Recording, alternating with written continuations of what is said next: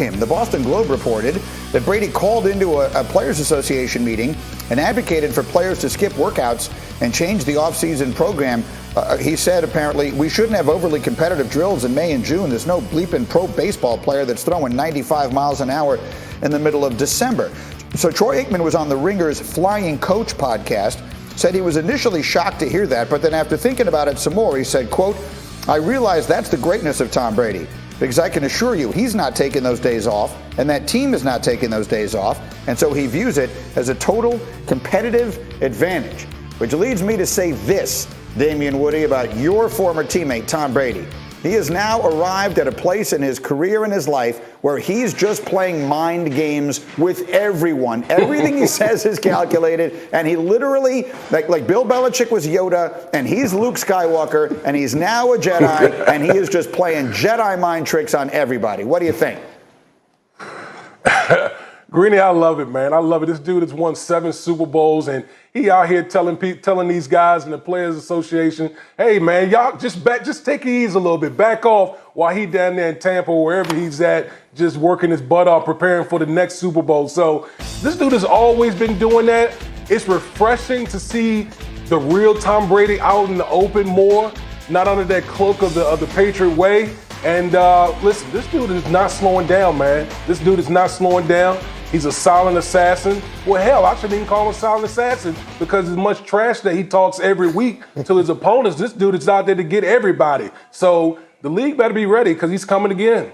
Yes, he's now a noisy assassin. And so, Chris, it's fast. I was trying to think about this yesterday. I don't know the right way to put it, but no one has ever been where he is. No one has ever been 43 years old, going on 44, and still playing at this level with the amount of success, with the amount of things on the wall, championships and everything that he has. So he has sort of assumed a place in the sport that, candidly, no one has ever had before. Yeah, you're absolutely right, Greeny. And the fact that now you're starting to see more of his personality, and he's letting a little petty come out, as well as having that mental toughness that we've seen on display for the first 21 years of his career. I think it's just something that's pretty amazing. And just listening to his commentary and seeing how he's going about his business, how he's transformed the culture down there in Tampa, the rest of the league better be on notice, because Tom Brady is not going to be complacent. He might have that quote out there about not going 100% in the offseason, but I also remember Tom Brady last year organizing workouts in the middle of a pandemic with his new teammates trying to get after it. So the rest of the NFL has to know that Tom Brady's not going to fall off. This Tampa Bay Buccaneers team, they brought the whole band back together, all 22 starters, all coordinators. They're going to be the team to beat in 2021. For sure. And Damien Woody, just to sort of wrap it up here, we always say that players tend to take on the personality of their coach. The quiet Tom, the silent assassin, sort of more in keeping with the personality of Bill Belichick. Maybe we're seeing a little Bruce Arians rubbing off on him as well. Absolutely. When have we ever known Bruce Arians to be quiet? This is a brash coach. He's going to speak his mind. And I think that's why this whole thing has been a perfect marriage, because Tom is in a situation where he has a coach that loves to talk. He talks it up with Tom. He doesn't have a problem reprimanding Tom, and Tom is out here living his best life, saying whatever the hell he wants to say. Bring more of it. I want more. We need more of that. I need more of that content in my vein. I like it too, but you're not going to like this. My Islander fan friend, avert your eyes, because let me take you to Game 2 in Tampa of the Stanley Cup Finals. Canadiens and the Lightning, with the Lightning up 1-0 entering. Second period, we're scoreless, but not for long. Tyler Johnson is going to send one off the boards to Anthony Cirelli. He shoots, he scores. His 5th goal of the postseason. The Lightning take the 1-0 lead. Later in the second, I want you to watch Arturi Lehkonen, as he is going to take a big hit here and go flying into the boards. There's a 2-minute minor for interference, and on the ensuing power play, here we go, off the face-off, Nick Suzuki, a loose puck. Somehow that one winds up in the back of the net for his 6th goal of this postseason. Canadians tied up at 1. Just under 10 seconds to play in the second. Here's the big moment.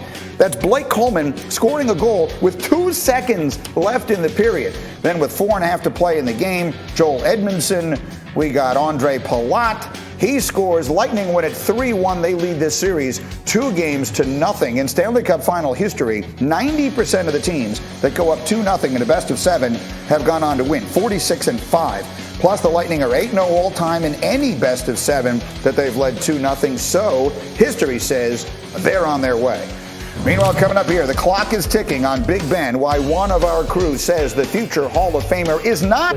It's Irving. It's Westbrook. They're different. They're not point guards like Chris Paul. Chris Paul is a leader. He's a play starter, a playmaker who can score. Those other guys are ball guards. A championship separates him from a lot of people. This dude right here, to me, not only his game, not only his playmaking, but his leadership is just different. 5-time first-team All-Defense, 4-time first-team All-NBA, an Olympian.